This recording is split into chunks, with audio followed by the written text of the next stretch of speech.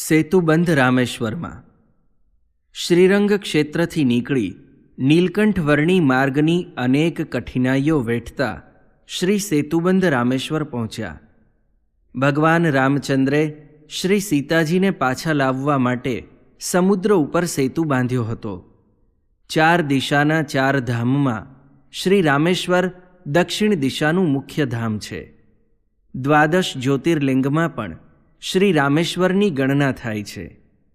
ભગવાન રામ જ્યારે લંકા ઉપર ચઢાઈ કરવા પધાર્યા ત્યારે અહીં મહાદેવજીની સ્થાપના પોતે કરી હતી. તે રામેશ્વર મહાદેવ તરીકે ઓળખાય છે. આ અતિ પ્રાચીન ભૂમિ છે.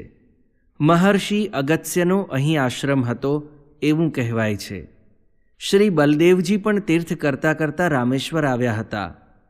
પાંડવો પણ તેમના વનવાસ દરમિયાન આ સ્થાને આવ્યા હતા.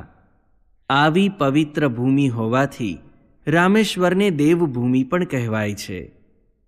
નીલકંઠ મહાપ્રભુ અહીં 2 માસ રોકાયા. રોજ સવારે 4:30 વાગે લિંગના દર્શન કરી સમુદ્ર સ્નાન કરવા પધારતા.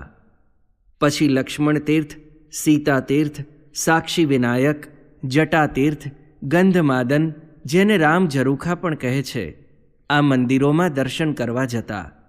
યાત્રિકોને સહેજે સહેજે તેમના દર્શન થઈ જતા અને તેમની મનોહર મૂર્તિ જોઈ યાત્રિકો હાથ જોડી દેતા.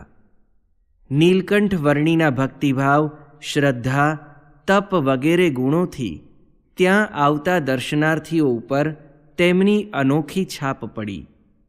સહેજે જ જે કેવળ પોતાના દર્શનથી કલ્યાણ કરી શકે છે તેવા આ દિવ્ય મહાપુરુષનો યાત્રા સ્થાનોમાં આવવાનો આ જ હેતુ હતો.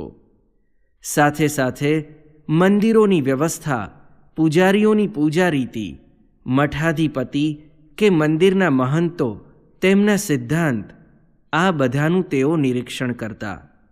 તેઓ જ્યાં જ્યાં ગયા ત્યાં આ બધું જોઈ મનમાં કોઈ નિર્ણય કરી તેઓ નીકળી જતા.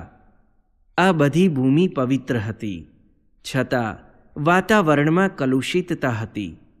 તેમને ખપતી હતી કુંવારી ભૂમિકા, જ્યાં મનોવૃત્તિઓનો સહેજે રાસ થાય, જ્યાંથી વિશ્વભરમાં બ્રહ્મચર્યનું પ્રસારણ કરી શકાય, જ્યાંથી તત્વજ્ઞાનની શુદ્ધ સમજણ મુમુક્ષુઓને આપી શકાય. નીલકંઠ વર્ણીએ રામેશ્વર છોડ્યું. સેતુબંધ રામેશ્વર છોડી નીલકંઠ વર્ણી ધનુષ્ય તીર્થ પધાર્યા. અહીં થોડો સમય રોકાઈને હરબોલા ખાડી ઉતરી વર્ણિરાટ દર્ભશયન પધાર્યા. એ સમયે રામેશ્વરનો વિસ્તાર લગભગ 50 ગાઉમાં ગણાતો હતો. એટલે આ બધા તીર્થો રામેશ્વરના નામે જ ઓળખાતા. વર્ણિરાટે પછી ઉત્તર તરફ સુંદરરાજ, જેને અળગર સ્વામી પણ કહે છે, તે પુરાતન સ્થાનનો માર્ગ લીધો. વર્ણિન્દ્ર મહાપ્રભુ સુંદરરાજ ક્ષેત્રમાં પધાર્યા. અહીં વિષ્ણુ ભગવાનની ચતુર્ભુજ મૂર્તિ છે. ભગવાનનું નામ અહીં સુંદરબાહુ હોવાથી અહીંના મંદિરને સુંદરબાહુ મંદિર પણ કહે છે. ભગવાનની બંને બાજુ ભૂદેવી અને શ્રીદેવીની મૂર્તિઓની પ્રતિષ્ઠા કરવાની પ્રથા છે.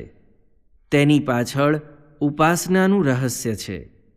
ભગવાનના ભક્ત એ ભગવાનનું અંગ છે. તેથી પોતાની સાથે પોતાના ઉત્તમ ભક્તની પોતાના સરખી જ સેવા, પૂજા, અર્ચન વિધિ થાય અને ભક્તનો પોતાના જેવો જ મહિમા પ્રવર્તે, તેમાં ભગવાનની પ્રસન્નતા હોય છે. વર્ણિરાટ અહીંથી નીકળી સીધા ઉત્તરમાં ભૂતપુરી તરફ ચાલ્યા.